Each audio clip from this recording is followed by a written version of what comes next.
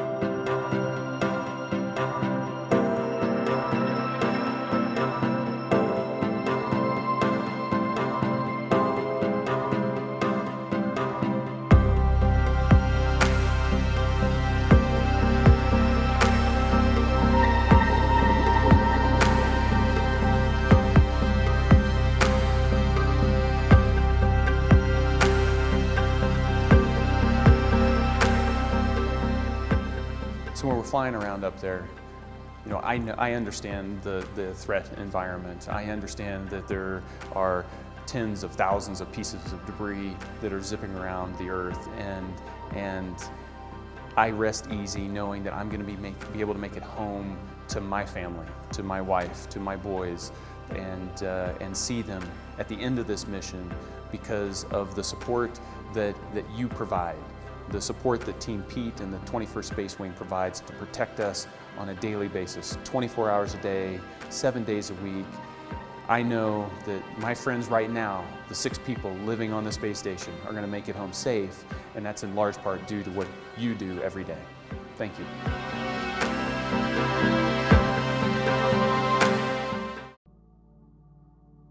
I'm Charles Edward McGee, Air Force retired, and originally I was born in Cleveland, Ohio in 1919. Tuskegee Airmen are black pilots, mechanics, and support people who, when our country declared war against Hitler, came forward and dispelled the biases and generalizations that because of the color of our skin we couldn't support our country in a technical area. Our task was to keep the air clear of German fighters that were destroying many of our bombers. You know, we thought we had enough guns on the B-17s and B-24s to protect them. That wasn't so, and that's why the escort work began. We also destroyed a lot of Germany's war-making potential on the ground. The Pittsburgh Courier came out and said, no, this is a double victory activity for black Americans, fighting against Hitler in Europe and also fighting against racism here at home. One thing personally, folks say, well, how did you face that? I said, well, I grew up learning that, you treat others like you want to be treated. So important. And then realizing that the value lessons that sustained us are just as important for the young people today and what they face for America's future and preserving the freedoms we claim we all so much enjoy. Don't let the circumstances be an excuse for not achieving. We could have very easily, they don't like me, they don't want me, and gone off in the corner with our head bowed. That's not the American way.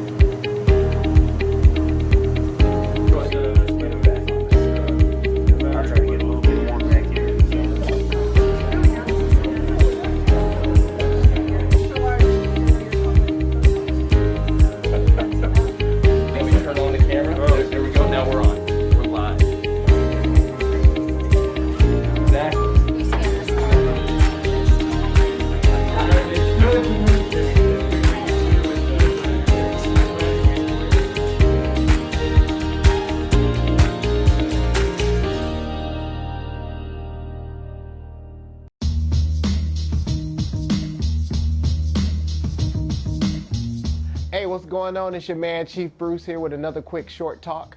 Today we're going to talk about dealing with loss. We all have to deal with it eventually. I give you a quick story about one of the losses that I had in my life, and that was my grandmother. She was a big influencer on who I am today, who I've grown to be as a man, and when she passed away, it had a big impact on my life. I was crushed on the inside, but on the outside I tried to put up a facade that I was doing well. And I wasn't doing well. So I had to go talk to somebody. And I learned some things real quick that I want to share with you. Number one is that it's okay to mourn. It's all right to cry. You don't have to put this tough facade on, trying to pretend that everything is okay. And on the inside, you're killing yourself. After you mourn, you learn to accept it. It's one of the stages of grief as well. But learn to accept that loss has happened. And that's okay. You don't forget about the loss, you don't forget about the person, but you accept it and you learn to press on. But we can do this thing together. And if you're struggling If you're in grief, if you're sad, it's okay to go talk to somebody. It's okay to express it. It's okay to mourn. It's okay to talk to a friend. And for those of us that are doing okay, if we see that our battle buddy's down, our wingman is down, let's go ahead and give them a word of encouragement or just be a listening ear for them. Because we could do this thing. Let's do 2020 together, Team AUAB. Let's do it big. Let's keep doing what we do. Till the next video, it's your man Chief Bruce, signing out.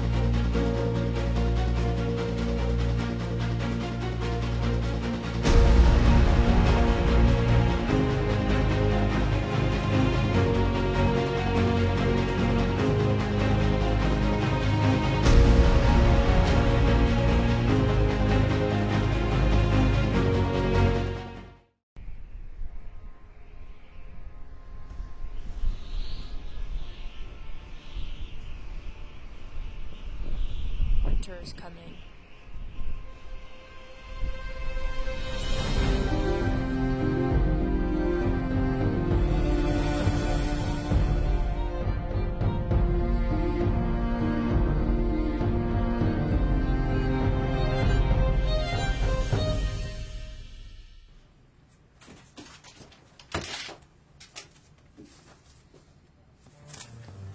Ready the troops.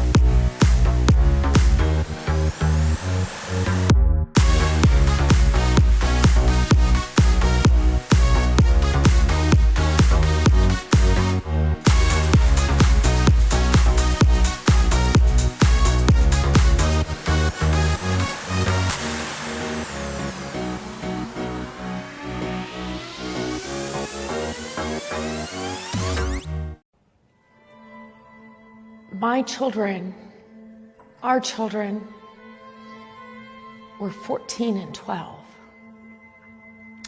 And our 14-year-old got up to give the eulogy.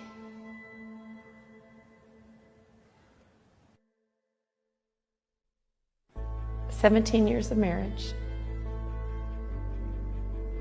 3 PCSs, 2 kids, 2 boys, a deployment for 4.5 months,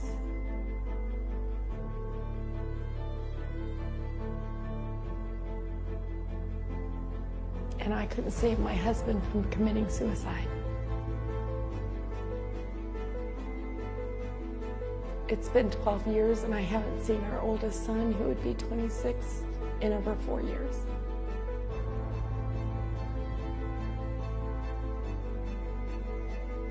My family's been decimated.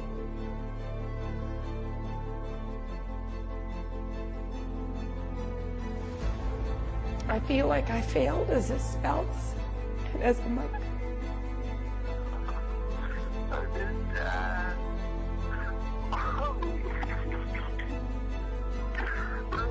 And I will live with that for the rest of my life.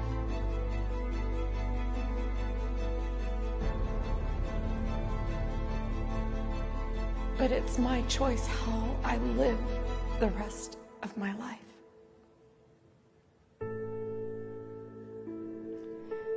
Am I going to live the rest of my life having regrets and wallowing in what could have been? Or do I take those lessons that I've learned to help other people, to help my younger son heal? Because he's still struggling 12 years later. It's not about me, but I heal every time I tell our story. And I pray each and every time that it resonates with one person. Just one person is what I want it to resonate with. I wish I could say no other family will go what we went through. And I am going to do everything in my power to make sure that whoever I come across in life knows that they are not alone, they are not a burden. To give people pause, that there are after effects and destruction left behind after some of the choices we make. That's my passion. That's my purpose. I want to make a difference in someone's life. that it takes community. We are not alone. We are not a burden. And that you matter. You may not know it, but you matter, and I'm telling you right now that you matter.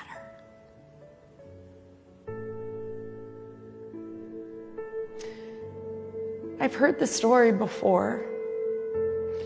When you look at a tombstone and you see the birth date and the death date, and you see the dashed line in between, that dashed line means so much more than the birth date and the death date. When I die, I want my birth date, my death date, and an exclamation point in between. I want people to remember how I lived my life. I lived it with gusto. I lived it with zest, with pizzazz, with an exclamation point.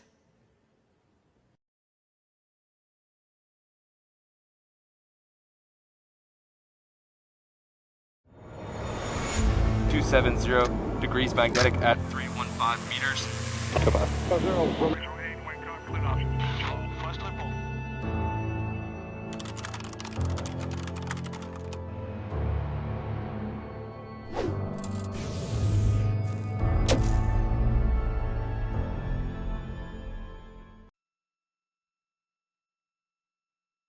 Should be coming up soon now on time for the hatches between Soyuz MS-13 and the International Space Station close. Once again, we'll be looking for Christina Koch, Luca Parmitano, and Alexander Skvortsov to be on the Soyuz side of that hatch, and they'll be leaving behind Andrew Morgan, Jessica Meir, and Oleg Skropochka. And it looks like the Expedition 61 crew members are beginning to gather. You've got Christina Koch and Alexander Skvortsov there. And here comes Luca Parmitano.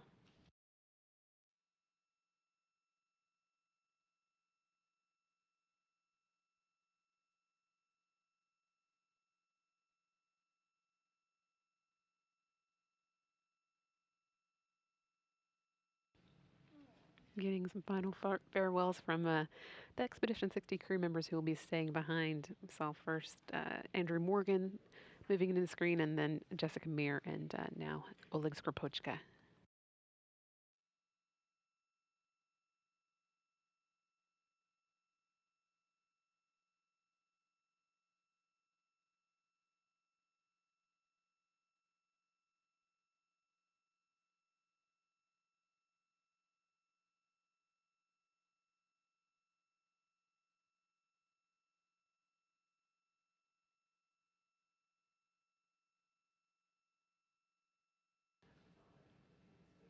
Few final pictures and farewell waves.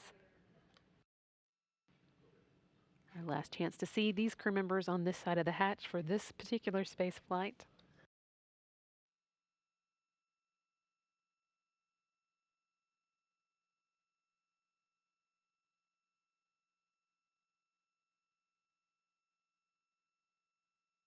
Still seeing some goodbye waves as they move to close that visiting vehicle hatch.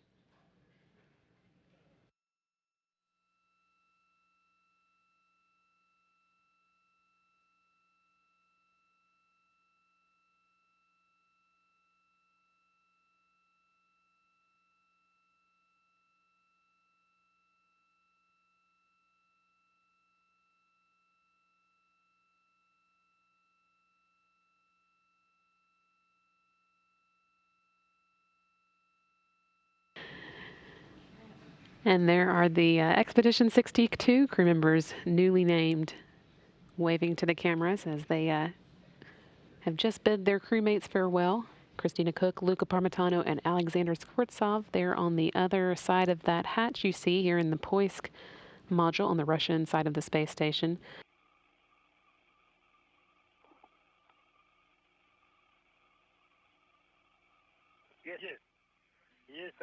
We have separation. Observing separation. Everything is nominal. The station has let us go. Please check the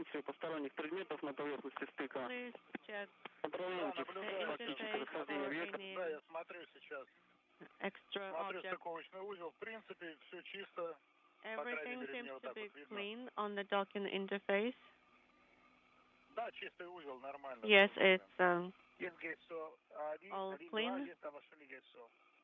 And we have GESO.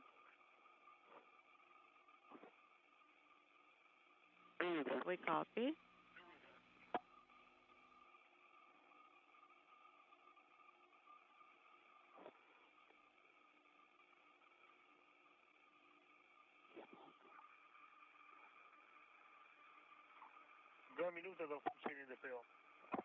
One minute. 2 minutes to depot activation. Copy.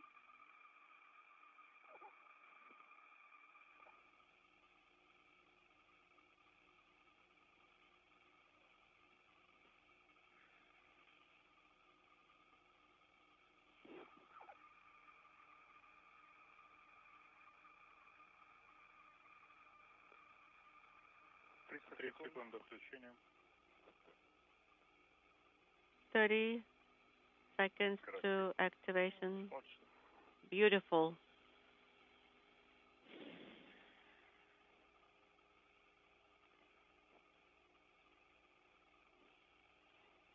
Секунд. 10 seconds. 5, 4, 3, 2, 1. We have depot thruster activation. 3, 2, 1. Есть отключение работы. Есть пошел разворот. The maneuver has started. Copy. Есть включение. Да, идет разворот. Работа. Да. Второй момент. Через 40 секунд. In 40 seconds now.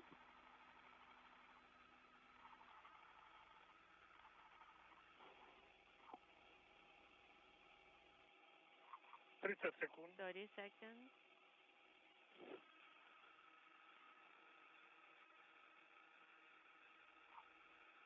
Дам с вами второй импульс.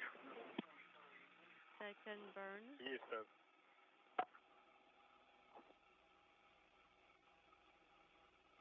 Есть. Ожидаем. Standing by. Ожидаем ГСО. ГСО есть. Да. ГСО есть, все нормально. We are in attitude. GSO, everything is nominal. At 4:20, we're standing by for depot, and you are getting the TV image. Yes, we are. Есть работа. Thruster activated. 5, 4, 3, 2, 1. Отключение есть, все в норме. Thruster deactivated, everything nominal. The burns are complete. Ожидаем инструкцию конец временного цикла. Есть инструкция конец временного цикла. And we have the line for the cycle end and accelerometer.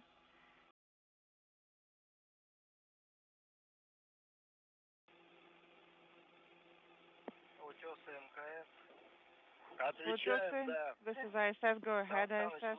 Alexander, Luca, Christina, please have a nice trip home. Soft landing. Thank you very much, guys. Thanks for your words. Thank you. Thank you, Oleg. We miss you, and I know that you're here with us in your thoughts. And good luck to you guys. And good luck to you, Oleg, as well. Thank you very much, and all the best to you. Bye.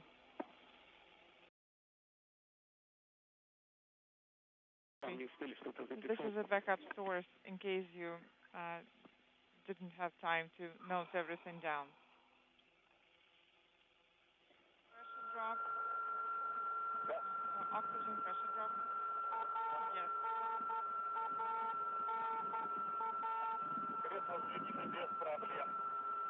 No issues. Please do not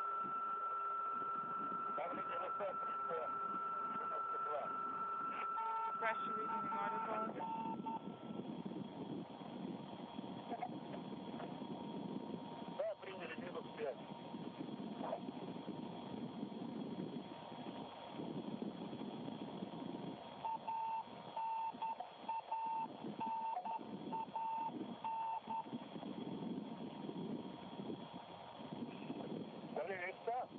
Aircraft pressure. Everything is nominal.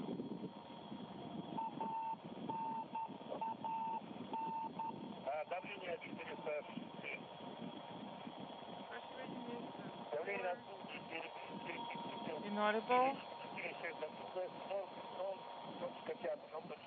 0.5, 0.3.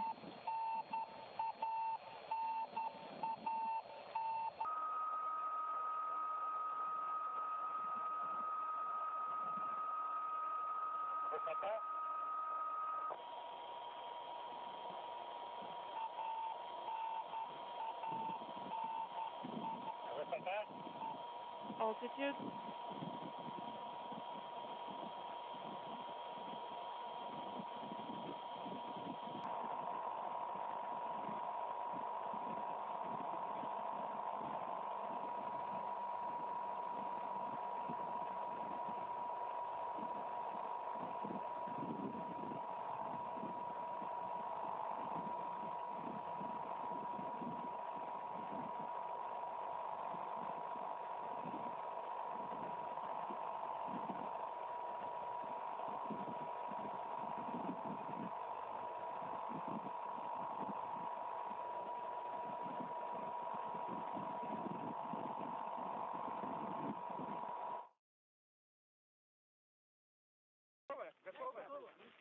Are you ready? Okay, let's go. Carefully on the knees.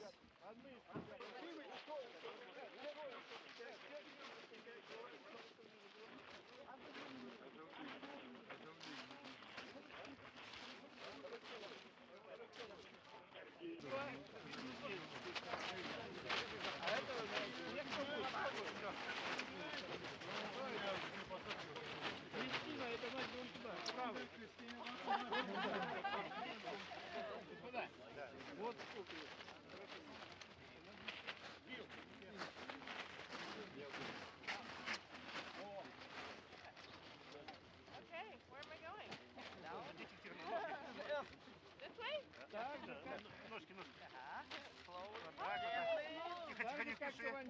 Careful, don't rush. Okay, is everyone ready at the bottom?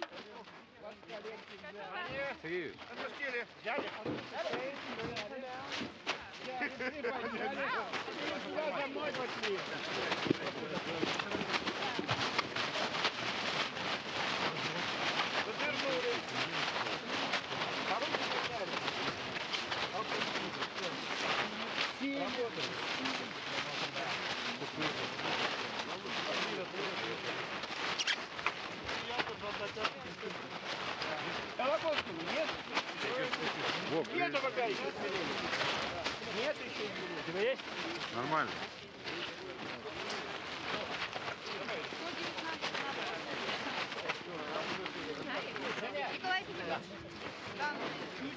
Christina, welcome home.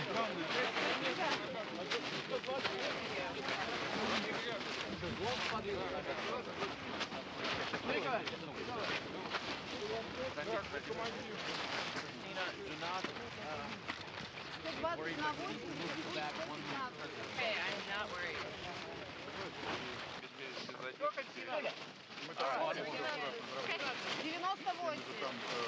98. Да, нормально? Yes, it's good. They, Randy, they just scooted her chair just a few feet back from where it was to give the photographer television around at the large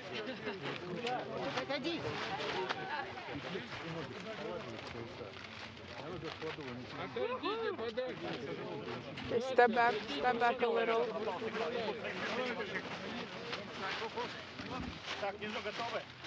Everyone ready at the bottom? Ready? Here we go. Grab the knees. Okay, let's go.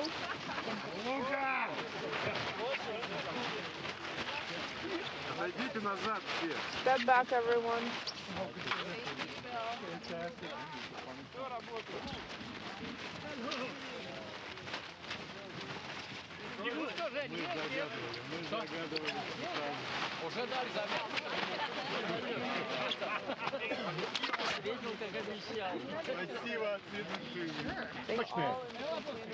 Of the payloads on the left side of the urgent cargo items. Monte-Carlo is in the second container with a flag. Вместе с срочными грузами в контейнере вот здесь над бортинженером 2. Спасибо.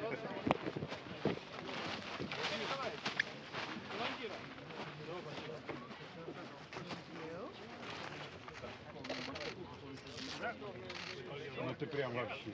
Николай Ефимович, 119 на 83, пульс 107.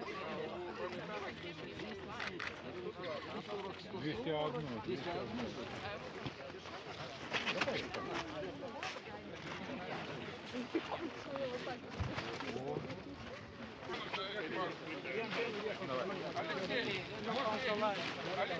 One more.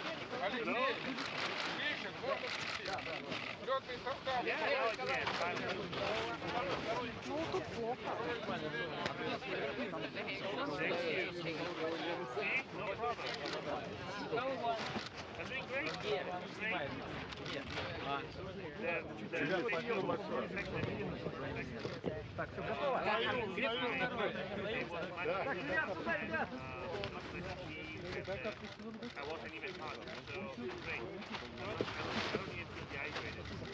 Спасибо.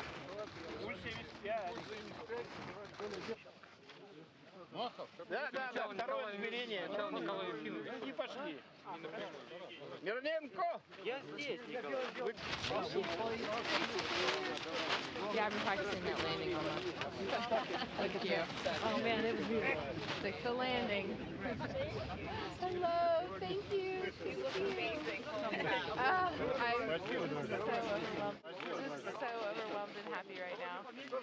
Oh my gosh, there's an animal. You see the doggy? Yeah, the dog came to say hi. The horse is also with you guys on. We'll probably kind of bunch up the towels, the blankets. My blanket train.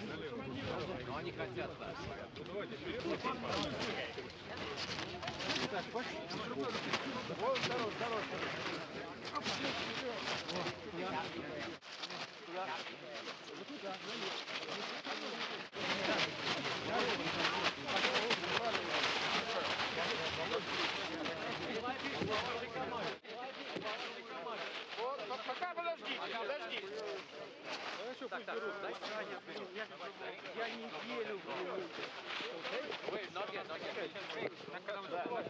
Женя, он второй пойдет. Вы третий. Что, он второй пойдет? Да.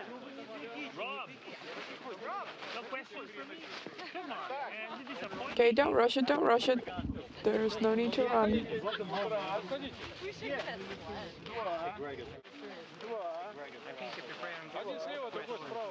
One on the left, one on the right.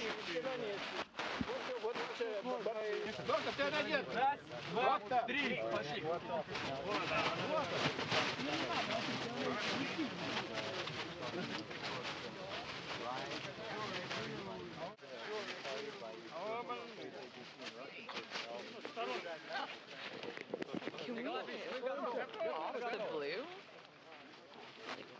Готовы? Готовы. Поехали. All right, 1, 2. You ready? Let's go. Wait. Поехали. Slippery, careful.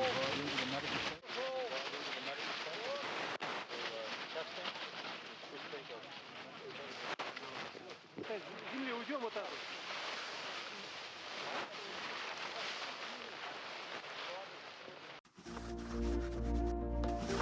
Beginning in March, the U.S. Census Bureau will invite households across the country to participate in the 2020 census. But what is the census? Simply put, the census is a head count of every person living in the United States. To be sure the government represents the people, the U.S. Constitution requires a population count every 10 years. Ever since 1790, the census has determined the number of seats each state receives in the U.S. House of Representatives. It is, and always has been, a cornerstone of our democracy. We still use it to determine representation, but leaders also use the data to make decisions.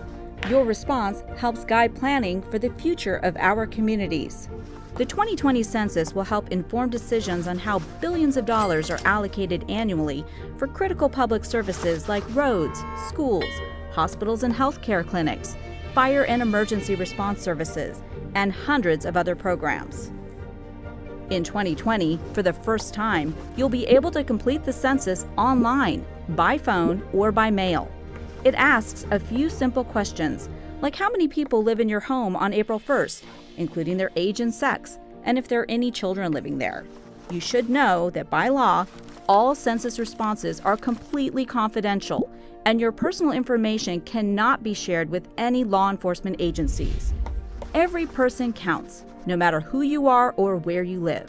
So whether your family has participated for decades or the 2020 census will be your first, we all have a role in shaping the future of our country.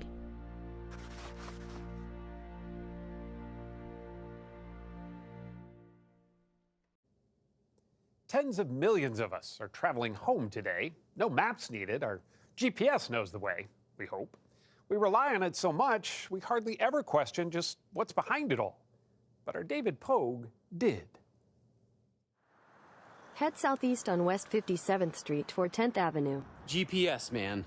Your car, your phone, even your watch knows exactly where you are on the planet by listening to satellites 12,000 miles over your head. GPS is always on. You don't have to pay anything for it. You don't need to know anything about how it works. But don't you kind of wonder? We're very proud of it. We enjoy providing that utility to the planet on behalf of the United States Air Force for free. That's true. That's right. The Air Force runs the American GPS system. Overseeing it all is Brigadier General Deanna Burt, the Director of Operations at Air Force Space Command. A lot of people think, oh, it's that navigation thing on my phone. Is that about it? Oh, yes, sir. So think about your ATMs at the gas pump, the New York Stock Exchange, the internet, your power grid. Wait, are you telling me that the internet and the electrical grid need GPS? They need a timing standard to link it up around the world. We have a constellation of 31 GPS satellites, each beaming a one-way radio signal towards Earth. Those signals are being broadcast continuously, and when you are in view of that satellite, your receiver will pick the 4 best satellites in view. So you want 1 directly overhead and 3 on the horizon. That gives you the best position. Of course, those critical satellites don't fly themselves. What's the full name of this room? This is the GPS Master Control Station. And it seems to be a very secure room as well. Very much so. Just getting in this building is difficult. Active now, 58 out of Ascension. At Schriever Air Force Base in Colorado Springs, a team of young technicians works in this room 24 hours a day, watching over the satellites. The commands they send can adjust the satellites' positions or check their health. You got a good step 9 for 58. Is there ever trouble? I was on duty as a crew commander a couple of years ago when we had a satellite, and it turned out that the satellite's antenna was just hard broken. Captain Josh Harnish is the operations flight commander. Do you have a spare? So we actually have about 4 on-orbit spares because you can't just send a fix-it man up to space, right? And how old is the oldest one still up there? The oldest one that is active to you as a user is about 26 years old. That's, I dare say, older than some of the people controlling it. Absolutely. So the operators, they're generally fresh out of high school. That's safe for something as important as the GPS is? So they go through a very rigorous training program, and then anytime we talk to the satellites, 2 people have to actually look and approve what's going to that satellite. So one person couldn't go rogue? That's correct. There is no self-destruct command. Let's just put that to rest. Well, it's nice to know that such an incredibly important system is in good hands and absolutely, positively safe. right? Is there any way an enemy of our country could take out the whole system? Oh, absolutely. And they wouldn't necessarily have to attack the satellites. It's much easier to attack the signals. Dana Goward is the president of the Resilient Navigation Timing Foundation, a group dedicated to protecting GPS. GPS is so integrated into all of our systems that any significant disruption would be catastrophic, almost an existential threat. At the U.S. Naval Observatory, where a master clock synchronizes the satellites' clocks, he gave me a little history. With this system, a ship could determine its position on any ocean in the world within 30 feet. Originally, the GPS network was developed for one primary customer, the U.S. military. A tank unit could accurately determine local time for a coordinated attack. Additional applications include precise weapons delivery during inclement weather. The mandate was to put 5 bombs in the same hole. About 10 years after GPS was deployed, some people in the military were astonished to find out that it was being used by civilians at all. The GPS system as we now know it became operational in 1995. Today, only a tiny fraction of people that use GPS have anything to do with the military. Mostly it's the underpinnings of our networked technological world. All right, but what about this business of vulnerability? So if you and I were writing a screenplay about North Korean bad guys, would it be plausible to think of a scenario where they could bring down the whole system? Yes, it could happen. A suitcase size GPS jammer, for instance, could have a massive impact on a major metropolitan area, especially if it was located on an aerial platform. Jamming means drowning out the GPS signal here on Earth.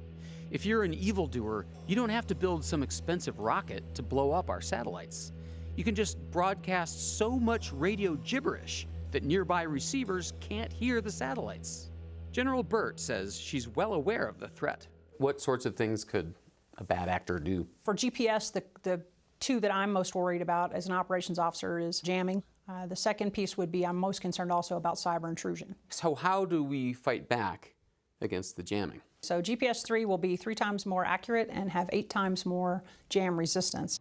As it turns out, GPS 3 is a new generation of satellites being built by Lockheed Martin. So we have to put on these lovely hair smocks first. This is the first time Lockheed has ever allowed a network camera crew into its factory. The air is very clean. Clean, yes. It's actually a clean room facility. Tanya Ladwig is in charge of the GPS 3 program at Lockheed. It's actually a clean room environment where the air gets changed out at least 10 times per hour. Even a speck of dust could damage the satellite once it's in space. Think about a fleck of foil that might be tagging onto your clothing and it gets into the spacecraft. We could actually short some of our electronics. 2 of the new satellites are already in space. The next 6 are right here in this room, in various stages of construction. And this is not a model, this is not a mock-up. This is the real thing. So this time next year, my phone will be talking to this. Yes, your phone will be talking to this satellite. That is really freaky. Each one is built by hand and takes 18 months to complete.